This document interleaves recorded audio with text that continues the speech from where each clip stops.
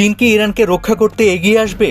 আর যদি আসে সেটা কিভাবে? উত্তরটা সহজভাবে হ্যাঁ বা না দিয়ে দেওয়া সম্ভব না। তবে ইরানে মার্কিন ইসরায়েলের হামলা নিয়ে এবার মুখ খুলেছে চীন এবং রাশিয়া। শনিবার চীনের পররাষ্ট্র মন্ত্রণালয় এক বিবৃতিতে জানিয়েছে, ইরানের সার্বভৌমত্ব, নিরাপত্তা এবং আঞ্চলিক অখণ্ডতাকে সম্মান করা উচিত। একই সঙ্গে অবিলম্বে যুদ্ধ বন্ধের আহ্বান জানিয়েছে বেইজিং। এদিকে সাম্প্রতিক সময়ে রাশিয়া, চীন ও ইরান হরমুজ প্রণালীতে যৌথ নৌ মহড়াজ করছে। অর্থনৈতিক দিক থেকে চিন্তা করলে চীন ও ইরানের সম্পর্ক আবার খুবই গভীর। মার্কিন নিষেধাজ্ঞা সত্ত্বেও চীনই ইরানের সবচেয়ে বড় তেল ক্রেতা। তাই দুই পক্ষই এই নীতি টিকিয়ে রাখতে যুদ্ধ বন্ধ করতে চাইবে যে কোনো মূল্যে।